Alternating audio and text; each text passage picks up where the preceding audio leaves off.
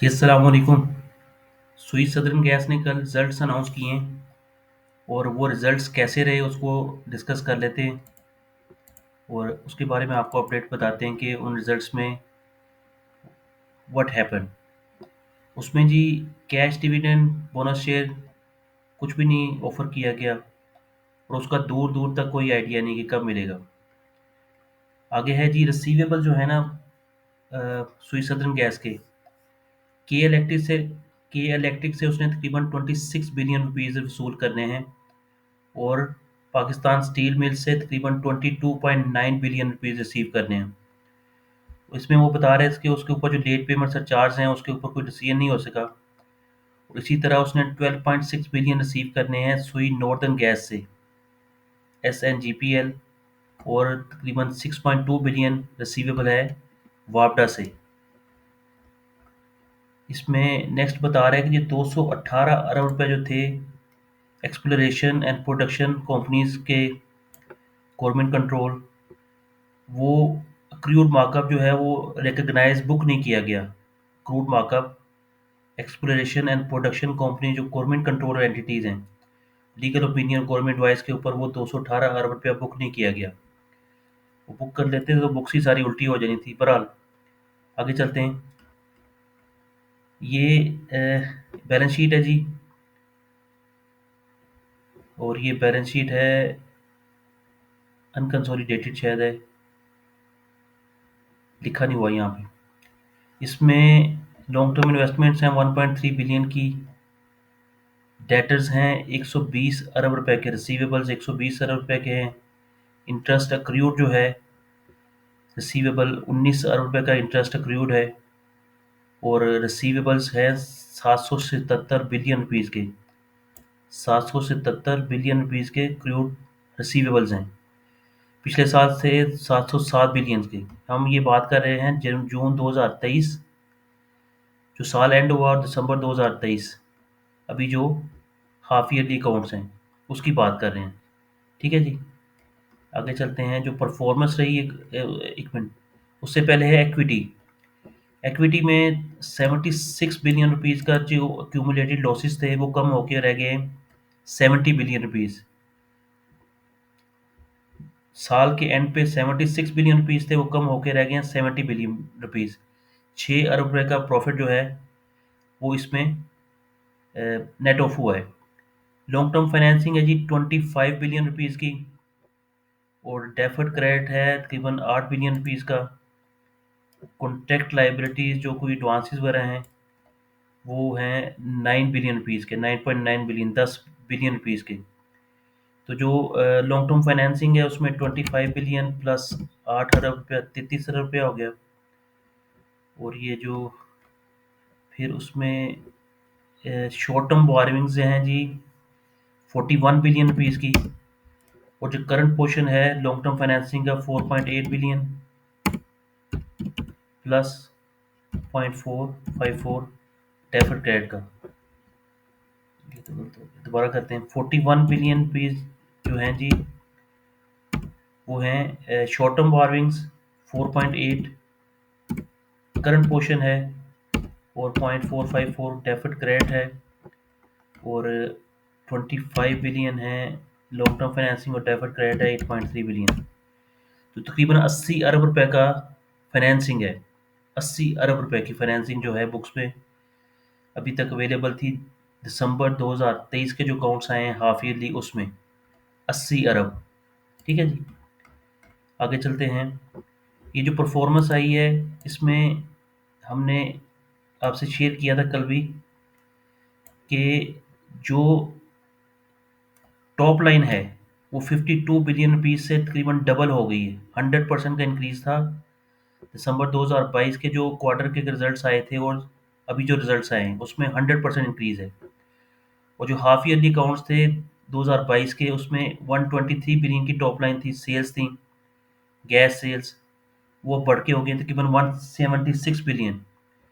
तो ये तकरीबन 40% का यहाँ पे भी इजाफा है। यहाँ पे क्वार्टर टू क्वार्टर बेसिस 100% का ग्रोथ है और यहाँ पे तकरीबन मोर देन 40% की ग्रोथ है हाफ ईयरली अकाउंट्स में। टैरिफ एडजस्टमेंट की मद में जो अमाउंट्स हैं उसमें कमी आई है। अदरवाइज़ ये रिज़ल्ट्स बड़े सुपर्ब थे। उनकी वजह से ये रिज़ल्ट्स इससे भी बेहतर आ सकते थे अगर यहाँ पे कमी ना आती। वो 2022 में 39 बिलियन रुपीज़ थे और इस साल 2023 में क्वार्टर में जस्ट 9.4 बिलियन है। टैरिफ एडजस्टमेंट का पता है आपको कि जो सर्कुलर डेट की अमाउंट्स एक्यूमुलेट होती रहती थी, वो एक रेवेन्यू एस्टिमेशन के थ्रू इनको रिसीव हो रही हैं।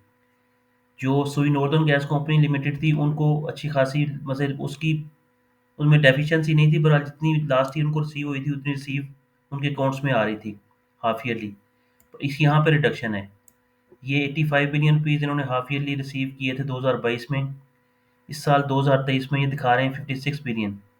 यहाँ पे कमी की वजह से थोड़ी-सी बुक्स डिस्टर्ब तो नहीं हुई, बहरहाल बेहतर ही हैं बुक्स, पर ये एक बिग चंक तो जो था उनको रिसीव नहीं हो सका। ठीक है ना जी? कॉस्ट ऑफ रेवेन्यूज़ अगर आप देखेंगे, तो कॉस्ट ऑफ रेवेन्यूज़ इतनी नहीं बढ़ी। ये देखें ना, क्वार्टर टू क्वार्टर पहले थी 97 बिलियन रुपीज़ और अभी हैं 112 billion rupees. 112 minus 97, 15 billion increase हुई हैं और वो कितने परसेंट बनती हैं? 15%। जबकि सेल्स बढ़ गई हैं 100%। तो जो कॉस्ट ऑफ रेवेन्यू है वो नहीं इतनी बढ़ी। कॉस्ट ऑफ गैस आप कह लें, तो ग्रॉस प्रॉफिट जो है वो माइनस था 4.8 बिलियन क्वार्टर का और इस साल 1.1 बिलियन का उसमें प्रॉफिट है, प्लस है। इसी तरह जो 6 मंथ्स के अकाउंट्स थे हाफ ईयरली, वहाँ पे 2.1 बिलियन माइनस था और इस दफ़ा 8 अरब रुपए का प्लस है।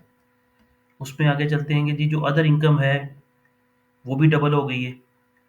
अदर इनकम 4.8 बिलियन से 8.26 बिलियन हो गई क्वार्टरली और हाफ ईयरली में 7.2 बिलियन से 11 बिलियन। तकरीबन यहाँ पे भी शायद 50% का इजाफा है। तो नंबर्स काफ़ी अच्छे हैं और ये फाइनेंशियल कॉस्ट भी बढ़ गई है। ये फाइनेंशियल कॉस्ट 3.3 बिलियन क्वार्टर में आ रही हैं, 3.33 माइनस 1.26, 2.07 डिवाइड बाय 1.26 इंटू 100, 164% का इजाफा है जी। 164% का मतलब है कि डबल नहीं हुई, पर डबल से 164% इंक्रीज होगी। और हाफ ईयरली बेसिस पे अगर आप चेक करेंगे तो कितना इजाफा है? 6.5 billion minus 2.9, 3.6 divide by 29 into 100, 124% का इजाफा है। फाइनेंशियल चार्जेस या इंटरेस्ट जो इनकम इंटरेस्ट कॉस्ट है वो बढ़ी। ठीक है ना जी? अब इसकी अर्निंग्स थी क्वार्टरली 4.52 की, क्वार्टर की माइनस थी 4 रुपये 52 पैसे, वो प्लस हो गई हैं 1.88। और हाफ ईयरली 10 रुपये 87 पैसे माइनस थी, वो प्लस हो गई हैं 6.60।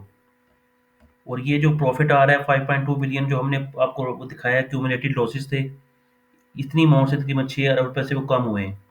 तो पूरे साल के जब इस तरह 10-12 अरब रुपए प्रॉफिट आएगा तो इंशाल्लाह वो वाइप आउट हो जाएगा जल्दी, क्योंकि ये जो टैरिफ एडजस्टमेंट की अमाउंट्स आ रही हैं आगे नेक्स्ट क्वार्टर में जो आएंगी वो बड़ी एक हैंडसम अमाउंट्स हैं और वो will turn the table for the सुई सदर्न गैस कंपनी ना। यू विल सी कि अभी वो एक्सपेक्टेशंस थी, अगर ये पिछले 85 बिलियन रुपीज़ यहीं पे आ जाते, यू कैन इमेजिन कि अगर ये कमी ना आती यहाँ पे, जितने पिछले साल वसूल हुए थे या बुक हुए थे उतने इधर भी आ जाते, तो 35, ये कितने डिफरेंस आ रहा है टैरिफ एडजस्टमेंट का? 85 माइनस 56, 30 अरब रुपया। 30 अरब रुपए को अगर आप ये एडजस्ट करते टैक्सेशन के साथ, तो ये जो फिगर थी ये आपको कंट्रोल ही नहीं थी आनी मार्केट में पकड़ने, सुई सदर्न गैस फिर नहीं से पकड़ा जाना। तो यहाँ पे थोड़ी सी डेफिशिएंसी की वजह से मार्केट की एक्सपेक्टेशंस यहाँ पे हर्ट हुई हैं टैरिफ एडजस्टमेंट में। ये अगर नंबर्स अगर पिछले साल के बराबर भी आ जाते, इक्विवेलेंट भी आ जाते, तो आप सोच सकते हैं कि इतनी यहाँ पे तकरीबन 20-25 अरब रुपए की प्रॉफिट आनी थी फिर। तो जो 75 अरब रुपए का लॉस आ रहा है वो तो 6 महीनों में कवर हो गया। समझ रहे हैं ना आप? वो जो क्यूमुलेटेड लॉसेस आ रहे थे, वो जो ग्रुप्स में लोग बता रहे हैं, डरा रहे हैं कि जी 70 अरब रुपए का लॉस है, वो तो आधा तो मतलब ये 76 बिलियन जो 25 बिलियन रुपीज़ अगर आ जाता प्रॉफिट 6 महीने का, तो वो तकरीबन ख़त्म हो जाना था, 30% तो ख़त्म हो जाना था। ठीक है जी? ये अच्छा, अनकंसोलिडेटेड की भी देख लेते हैं हम। मेरा ख़्याल है सिमिलर थी कंसोलिडेटेड भी जो थी, और कंसोलिडेटेड आ जाएँ जी नीचे। इसमें मोर और लेस सिमिलर वही चीज़ें। ये नॉन करंट एसेट्स हैं जी, डेटर्स हैं 120 बिलियन के, वही तकरीबन 777 बिलियन के रिसीवेबल्स हैं। ठीक है जी, यही 25 बिलियन, मोर और लेस वही चीज़ें हैं। यहाँ पे भी 10.58 यहाँ बेहतर है, जो अर्निंग्स हैं बेहतर हैं उससे, कंसोलिडेटेड में अर्निंग बेहतर आ रही हैं। तो इट मीन्स कि जो बाकी इसकी सब्सिडीज वगैरह हैं जो काम कर रही हैं वो बेहतर काम कर रही हैं, वो प्रॉफिट्स में हैं। उनकी वजह से अर्निंग जो कंसोलिडेटेड है वो स्टैंड अलोन से बेहतर है। जी थैंक यू सो मच। ये आपके लिए वीडियो इंशाल्लाह विल बी हेल्पफुल। अगर आप उसके ट्रेडर हैं या इन्वेस्टर हैं या सोच रहे हैं उसमें इन्वेस्ट करने का, तो ये मैंने कहा आपके साथ फिगर शेयर करें ताकि आपको एक कॉन्फिडेंस आए उसकी फिगर्स के ऊपर। क्योंकि जब मार्केट में रिस्क आता है तो अगर फिगर्स का पता हो फिर थोड़ा सा फियर कम हो जाता है। Thank you.